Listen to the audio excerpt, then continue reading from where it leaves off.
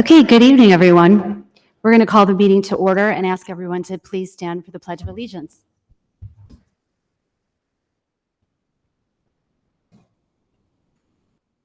I pledge allegiance to the flag of the United States of America and to the republic for which it stands, one nation, under God, indivisible, with liberty and justice for all. Roll call, please. Jim Betts. Kara Benjamin. Here. Don Carmichael. Here. Tara Drumkey. Lisa Hessel. Here. Middleish Cotwall. Here. Sanal Kulkarni. Here. Okay, we note 6 of our 7 members present. A quick review of the agenda. It's a brief one tonight. We're going to have an invitation for public comment. We will convene in closed session for the purpose of discussing employment of employees under 5 ILCS 120/2C1. Then we will reconvene. Then we will reconvene in open session. There is possible employment action from the closed session, and then we will move to adjourn. So at this time, we have 2 people signed up for public comment. First is Tim Anderson.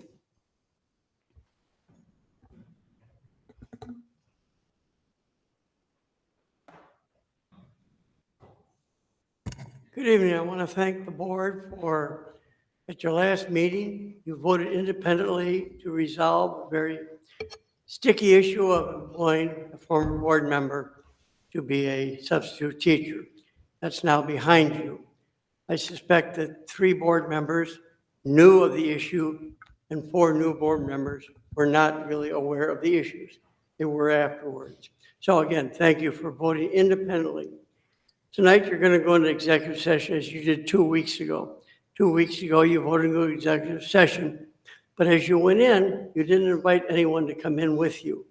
It is best protocol or best practice, whatever term you want, that the board, the elected board members can go into executive session, but they should invite anyone else they want in for the subject, but by invitation. That way the record will show who you invited in.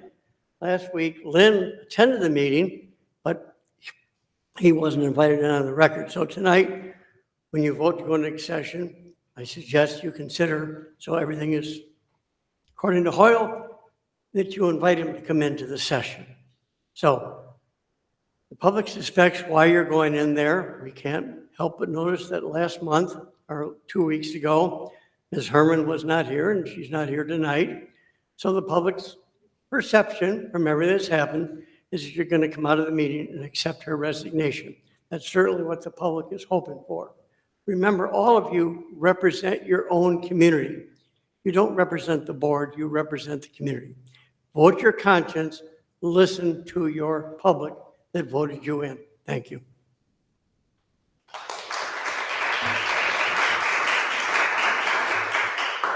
Thank you. Next, we have Marnie Navarro.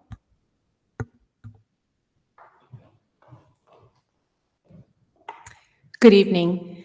I am Marnie Navarro, a lifelong Libertyville resident, proud District 70 and 128 graduate, and mother of a current District 70 student. I speak for myself. I and many others are sickened that this is where we find ourselves 5 short weeks out from the 24-25 academic school year, wherein hundreds of our students, mainly but not exclusively incoming freshmen, are being led to slaughter. As I explained at last month's board meeting, the saddest part of all is that we didn't have to do any of this. Superintendent Herman used lies and scare tactics to mislead this board and community into unwisely launching 4 unsupported initiatives, hemorrhaged millions of our hard-earned tax dollars on bad hires, expensive outside consultants, and discrimination claims whilst firing teachers, failing to build operational MTSS, and neglecting sorely needed and overdue capital repairs at LHS. You 7 elected board members are the only ones who can do anything about this costly and damaging mess we find ourselves in. You employ 1 employee, Superintendent Herman, and you're the only ones who can terminate her. She is neither competent nor trustworthy to lead this district, and there can be no repair with her at the helm. Every day she remains, our district is exposed to further liability and is further away from beginning the long and costly path towards repair. of the toxic culture and complete mess she has created over her short 3-year tenure. Key to the next steps once she is removed is not repeating the mistakes of the past. Do not use School Exec Connect, the search firm we paid a fortune to for her placement and who utterly failed to conduct appropriate due diligence, who also incidentally was responsible for the disastrous Matt Barbini placement at District 70. Please involve teachers, parents, students, and community members in a meaningful and transparent way in the search process. Who we pick as the next superintendent will be a key hire, and they will have a mighty task ahead of them to clean house and right this ship. We need to get back to basics. Number one, abandon Herman's unsupported, costly, and ill-advised ideological initiatives that do not match our students and community. Number two, eliminate DEI hirings and policies, which have cost us a fortune and have been a complete failure and yielded our district no tangible results. Three, establish a solid, standardized, back-to-basics grading system. We are 4 years post-pandemic. We need to stop grading like we're still in it. It fails our students utterly.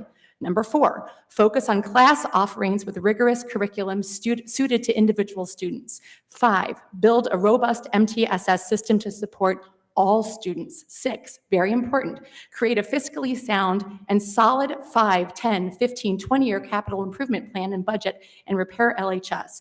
Don't be reactive and pass referendums further taxing this community to the breaking point when we already have a $100 million annual budget and 72% surplus and pay the highest property taxes in the state. That is offensive and inexcusable to your constituents. We have the money, we just aren't spending it wisely.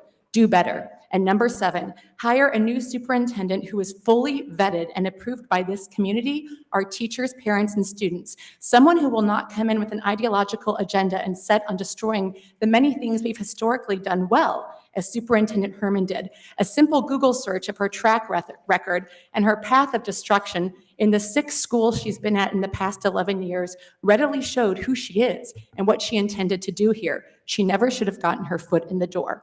This community consists of many highly educated and invested professionals, many of whom were or are on— That's 3 minutes. 10 seconds, thanks. On feeder school district school boards in education, law, finance. We're willing to lend our professional expertise to help you get District 128 back on track. Fire Superintendent Herman so we can start the long and hard work of repair. Thank you.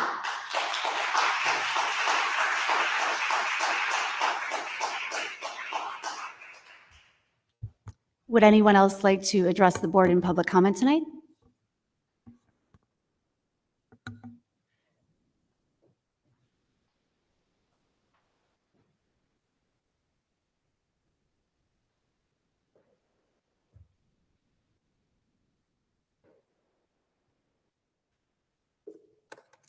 Good evening. I'm Wes Poland. I'm a D128 community member, and I'm now officially a D128 parent. Since July 1st marked the official start of the 24-25 school year, I want to use my time tonight to spotlight a few outstanding issues and unanswered questions from the 23-24 school year. What has transpired over the past few months is truly remarkable, but not in a good way. D128 might not be in such a tumultuous state, but you, the board, confuse multiple presentations that lack substance for having solid, executable plans. Fortunately, a few of us were paying attention, heard the pleas of our teachers, and exposed the truth. The truth is that the teachers were right. There were no plans for implementing multiple initiatives simultaneously.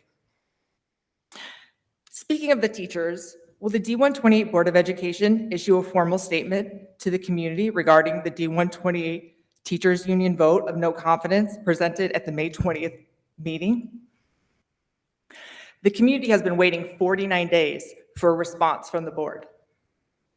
If the board chooses to support the superintendent over the teachers, will the board issue a statement to the community explaining the decision using specific examples and data?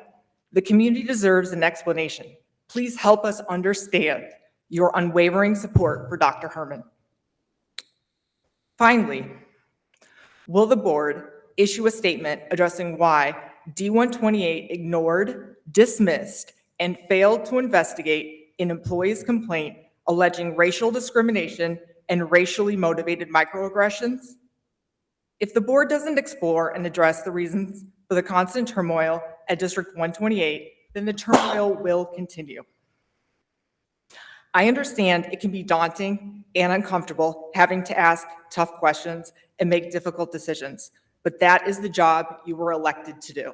Thank you.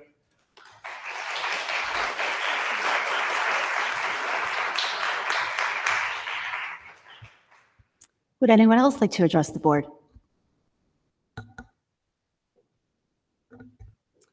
Okay, seeing no movement, I'm going to ask if we can please have a motion to convene in closed session. Carmichael, so moved. Kulkarni, second. Thank you. Roll call, please. Benjamin. Aye. Carmichael. Aye. Drumkey. Aye. Hessel. Aye. Cotwall. Aye. Kulkarni. Aye. Thank you. We will convene in closed session, and the live stream will pause while we're in closed session and resume once we return to open session. The board is inviting our attorney, Lynn Himes, to join us in closed session.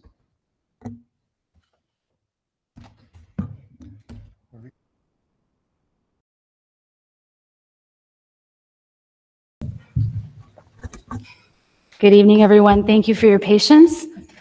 I'm going to ask the board for a motion and second to return to open session at 8:41 p.m. Carmichael, so moved. Benjamin, second. Thank you. Voice vote, all in favor? Aye. Any opposed? Okay, we are returned to open session. We have no action to take tonight, but I do have a statement.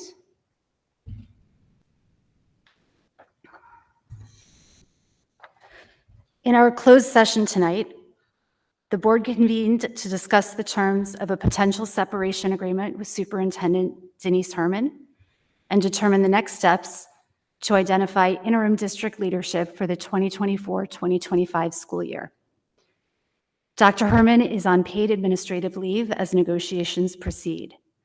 This is not a punitive action, but rather one that allows the district to begin to move forward in a manner that prioritizes the best interests of our students, families, staff, and community.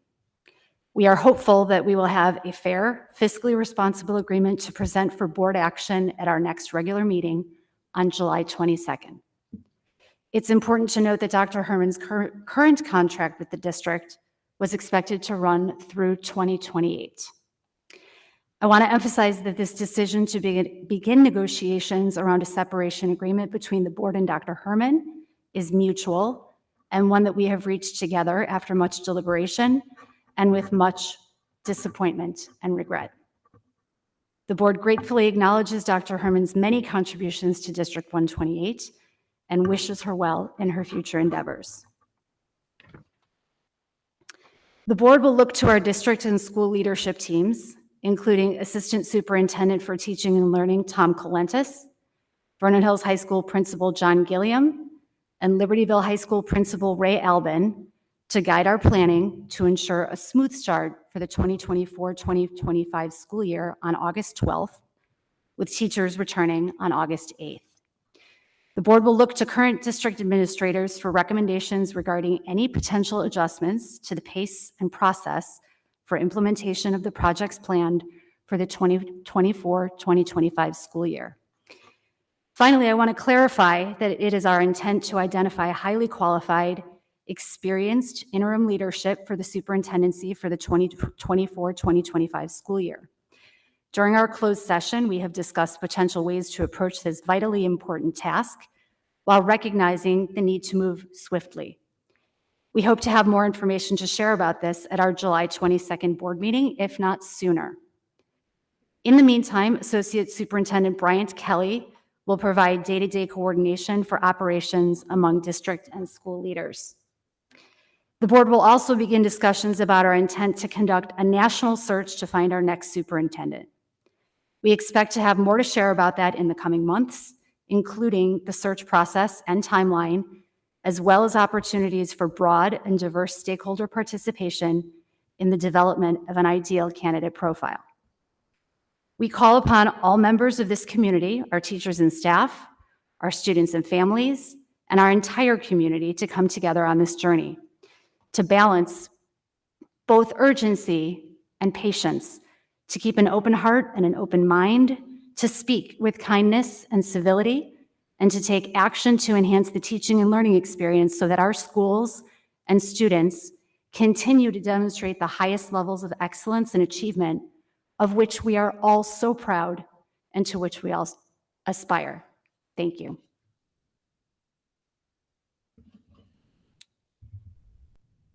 We are now looking for a motion to adjourn the meeting. Thank you. Do we have a second? Carmichael, second. Thank you. Roll call, please.